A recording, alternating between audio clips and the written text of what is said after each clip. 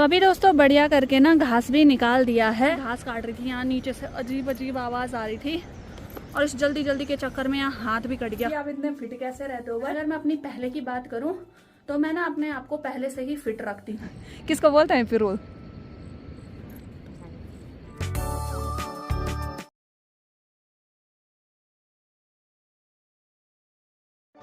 Hello दोस्तों, नमस्ते, प्रणाम, हर हर महादेव, जय श्री केदार। कैसे हो आप सभी? आशा करती हूँ आप सभी स्वस्थ होंगे, मस्त होंगे, मज़े में होंगे और हमारे व्लॉग देख रहे होंगे। तो दोस्तों मेरा नाम है शानू बुटोला फ्रॉम रुद्रप्रयाग, शानू जिंकवान फ्रॉम चमोली। और आज के नए व्लॉग की शुरुआत हो रही है चमोली डिस्ट्रिक्ट के इस खूबसूरत से गाँव सिरों गांव से, जो कि मेरा ससुराल और गांव पड़ता है। तो दोस्तों आज के मौसम की बात करें तो मौसम तो काफ़ी अच्छा हो रखा है। चमचमाती हुई धूप पहाड़ों में लगी हुई है। आसमान बिल्कुल साफ और नीला दिखाई दे रहा है। हल्के हल्के आसमान में बादल भी दिखाई दे रहे हैं। सुबह दोस्तों खूब तेज बारिश हुई, लेकिन आजकल ये हो रहा है रात को बारिश और दिन में धूप लग जा रही है। मेरी अभी जो व्लॉगिंग की शुरुआत हो रही है वो सुबह के 8 बजे से हो रही है और वो हो रही है हमारे खेत से। तो घर के सारे काम निपटा के मैं आ चुकी हूँ खेत में घास के लिए। बाकी इस खेत से मुझे पूरा घास निकालना है। कुछ टाइम पहले मैं यहाँ आई थी और देखो दोबारा से यहाँ घास होने लग गई है, लेकिन कुछ बड़ी बड़ी घास भी है तो इसको लेके जाएंगे आज जूड़े पे।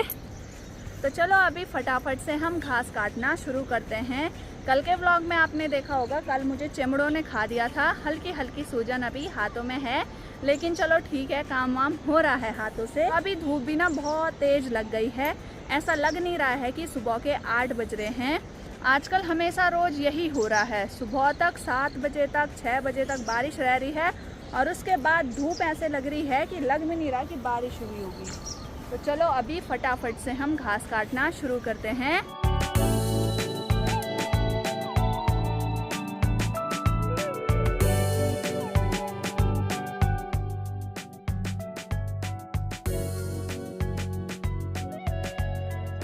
तो अभी दोस्तों बढ़िया करके ना घास भी निकाल दिया है। और सही में बताऊं दोस्तों, ये घास मैंने ना बहुत जल्दी जल्दी निकाला है। और वो इसीलिए ना क्योंकि मतलब जब मैं घास काट रही थी यहाँ नीचे से अजीब अजीब आवाज़ आ रही थी। मतलब बिल्कुल अजीब ही आवाज़, मतलब वो ना हिरन रोने की थी, काकड़ बोलते ना, ना वो उसके रोने की थी, ना सियार रोने की थी, मतलब वो होते हैं ना लोमड़ी, ना उसके रोने की थी। अजीब ही आवाज़ आ रही थी। तो मेरे को इतनी डर लग रही थी, डर के मारे मैंने जल्दी जल्दी 6 पुए निकाल दिए हैं। मेरे साहू जी ने कहा था इतने ही लाना, बल 4-5 पुए, और इस जल्दी जल्दी के चक्कर में यहाँ हाथ भी कट गया। तो अभी मैं यहाँ से ना जल्दी से भारा लगाती हूँ। कसम से यार आजकल ऐसे खेतों में अकेले आना भाई बहुत खतरे से खाली नहीं है। तो अभी मैं जल्दी से भारी लगाती हूँ और यहाँ से निकलती हूँ और गाँव वाले रास्ते में पहुँचती हूँ।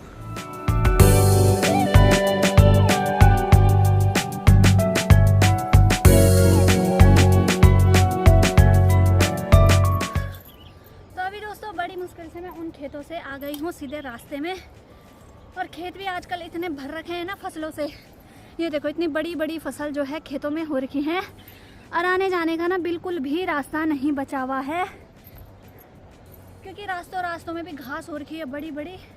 तो बड़ी मुश्किल से आई मैं, और अभी थोड़ा मेरे प्राणों में प्राण आए, जान में जान आई कि चलो मैं रास्ते में पहुँच गई। वरना मानी जो बहुत अजीब आवाज़ आ रही थी। वैसे मैंने उस टाइम पे कैमरा ऑन कर रखा था, मैं व्लॉग शूट ही कर रही थी। तो देखते हैं उसमें आई है नहीं आई है वो आवाज़ें। पर भाई मेरी आज डर से हालत ख़राब हो गई। मतलब डर मुझे और बाकी चीज़ों का नहीं है, ऐसी चीज़ों का नहीं है, पर सिर्फ मुझे डर लग रही है बाघ की। क्योंकि और जानवरों से या और चीज़ों से तो हम भिड़ सकते हैं, पर बाघ से नहीं भिड़ सकते ना। तो सिर्फ उसी चीज़ की डर लग रही थी मुझे, बाकी और किसी चीज़ की डर नहीं लग रही थी। मैंने कहा मैं कहीं घास काट रही है आगे से और पीछे से झपता, तो इसी चीज़ का डर था। इसलिए मैंने डर के मारे ज़ोर ज़ोर से गाने भी बजाए खेत में। मैंने कहा ब्लॉग होता रहेगा भाई, पहले घास काटती हूँ और घर जाती हूँ। आजकल क्योंकि आप देख ही सकते हो चारों तरफ कितनी झाड़ियाँ ही झाड़ियाँ हो रही हैं। कल से तो भाई यहाँ दोस्त लाने पड़ेंगे साथ में, तभी होगा। और ये हाथ भी कटा आज, और हाथ कटा घास से, ना कि तरांती से। तो अभी दोस्तों गौशाला में घास भी डाल दिया है, जैसे तैसे मरते पड़ते आ गई घर। और ये रहे भाई हमारे हीरा मोती। हेलो हीरा मोती। ये दोस्तों शरीफ है और इसके आपको सींगें दिख रही होंगी ना, बहुत बड़ी बड़ी, लेकिन ये बहुत ज़्यादा शरीफ है। और इसकी सींगें नहीं दिख रही ना, ये बहुत ज़्यादा दुष्ट है, यानी कि नटखट बोल सकते हैं, लेकिन ये बहुत शरीफ है। बे।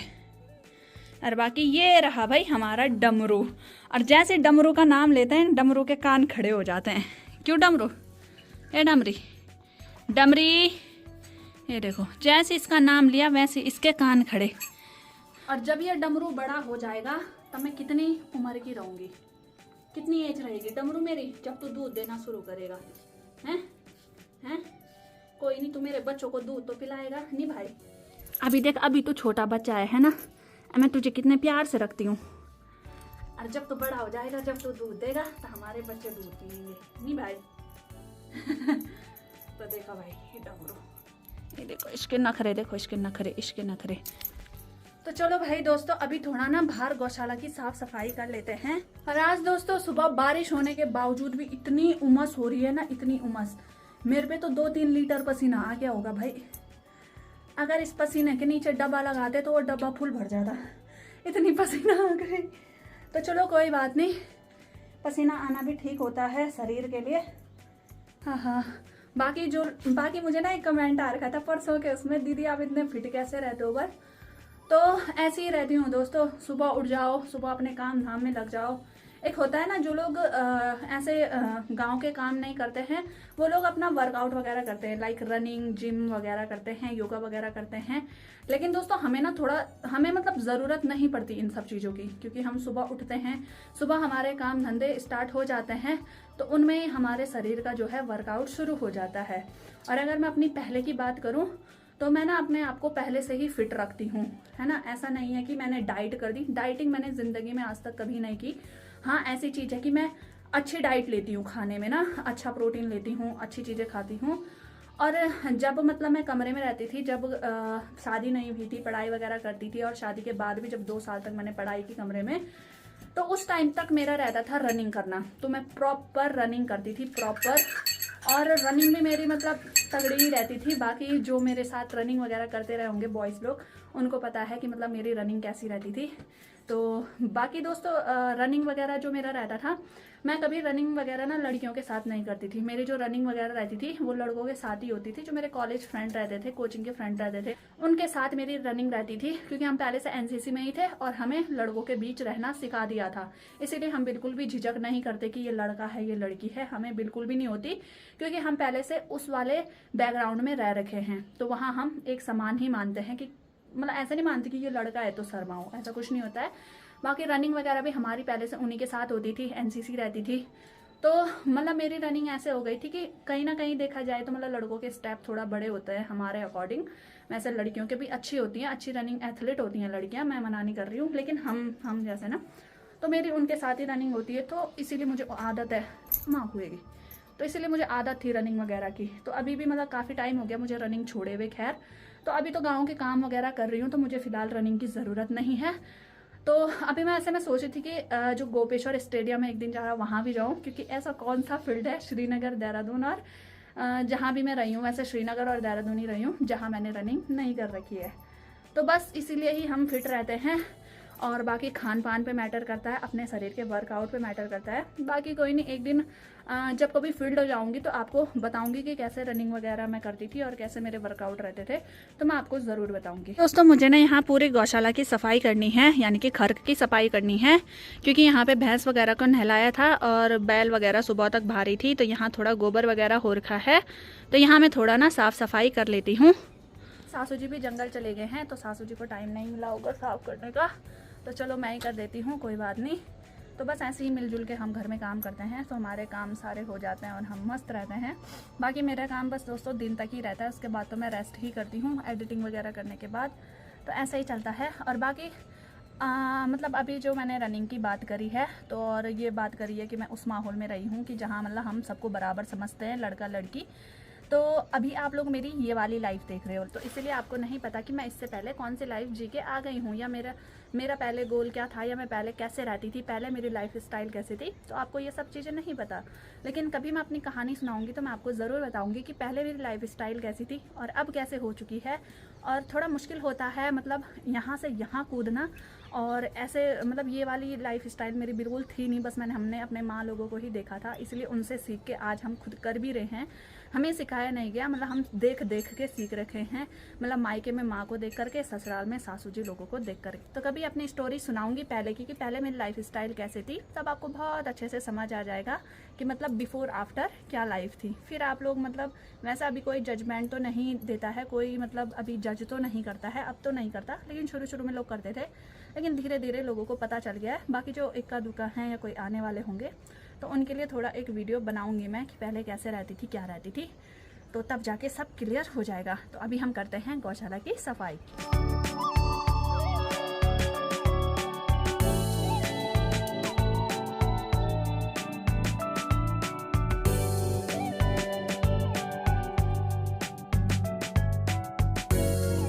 तो अभी दोस्तों मेरी दिन का खाना बनाने की तैयारी है, और आज जो हम बना रहे हैं वो बना रहे हैं आलू की ठिंचोड़ी। और ये रहे पहाड़ी आलू, जिनको कि मैंने अच्छे से काट दिया है और साफ कर दिया है, और इसको अब हम थेचेंगे। तो इसको हम आज सिलबट्टे में ना थेच के ईमान दस्ते में थेचेंगे, क्योंकि ये पूरा लोहे का है और लोहे में आयरन होता है, और ईमान दस्ता भी काफ़ी बड़ा है हमारा, काफ़ी भारी। तो ये लोहे का है पूरा ना, तो इससे हमें आयरन मिल जाएगा ज़रा। तो आज सिलबट्टे में नहीं कूटेंगे, इसी में कूटेंगे। तो अभी दोस्तों शाम का समय है, और अभी मैं और गुल्लू आ रखे हैं जंगल में, और आज आ रखे हैं हम दूसरे वाले जंगल में घर के ऊपर, और यहाँ हम आ रखे हैं पिरूल लेने के लिए। तो साथ में मेरे गुल्लू भी आ रखी है। हेलो गुल्लू, कैसे हो आप? तो गुल्लू कल जा रखी थी अपने घर पे, इसीलिए कल आपको दिखी नहीं होगी गुल्लू रात के टाइम पे। तो सुबह सुबह आ गई थी, और सुबह सुबह उसके बाद हमने खाना खुना खाया और रेस्ट किया। तो अभी हम आ चुके हैं, किस लिए, किसको बोलते, थोड़ा जोर से बोल, किसको बोलते हैं पिरूल? हिंदी में क्या बोलते हैं इसको? ए लो, हिंदी में क्या बोलता है? हिंदी में, शुद्ध हिंदी में। ये माँ क्या पता नहीं है, डावत क्या बोलता? चीड़। हाँ तो चीड़ है तो बोलता, तो चीड़ डाव चीज नहीं होता। आता इना बोलते हिंदी में, इसको चीड़ का पेड़ बोलते हैं। अच्छा। मी नहीं पता, सीधा मी नहीं पता। प्यू, हमारे चमोली में दोस्तों इसको प्यू बोलते हैं, कहीं पिरूल बोलते हैं, अलग अलग चीजें ही बोलते हैं। पिछली बार बहुत सारे लोगों ने कमेंट भी किया था। तो चलो अभी हमने जल्दी जल्दी यहाँ पिरूल उठा देते हैं। तो अभी दोस्तों हमने पिरूल भी उठा दिया है, और अभी कंडी पे रख के सीधे हम यहाँ से जाएंगे गौशाला, क्योंकि आज हम पहले गौशाला नहीं गए, आज हम घर के पास से ही पिरूल लेकर के अब जाएंगे गौशाला। तो चलो भाई चलते हैं। वैसे दोस्तों आज जंगल में ना काफ़ी ठंडी ठंडी हवा चल रही है, और गांव में ना बहुत उमस जैसी हो रही है। पता नहीं आज सुबह से ऐसा ही हो रहा है, जबकि बारिश भी हुई थी।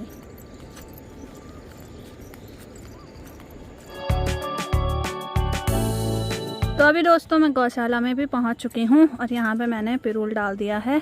बाकी ये पिरूल सासू जी अंदर रख देंगे, और बाकी यहाँ पे अभी बैल वगैरह भारी हैं, बैलों को तो ससुर जी आएंगे बांधने के लिए। तो मैं चलती हूँ अभी सीधे घर के लिए। तो आज जो है गौशाला में गोबर वगैरह भी निकाल रखा है, तो आज गोबर निकालने के लिए भी नहीं है। तो चलो भैया भैया सीधा हम चलते हैं घर। तो अभी दोस्तों मैं घर पे आ चुकी हूँ, और घर पे आते ही सीधा गुल्लू की फरमाइश थी, आज क्या बनाना बोल? मच्छी, वो भी इन पत्तों की, जो कि हम आजकल आप देख ही रहे होंगे बना ही रहे हैं। तो चलो फिर गुल्लू को भी खिलाते हैं। वैसे परसों खिलाई थी गुल्लू को मैंने, तो गुल्लू को बहुत पसंद आई, तो दोबारा बनानी है बल।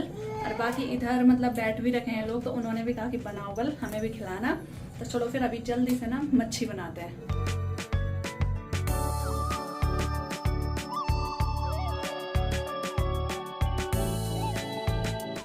तो अभी दोस्तों बढ़िया करके रात का खाना पीना भी हो गया है, और आज का ब्लॉग हम इतना ही रखते हैं। आई होप आपको वीडियो पसंद आया होगा।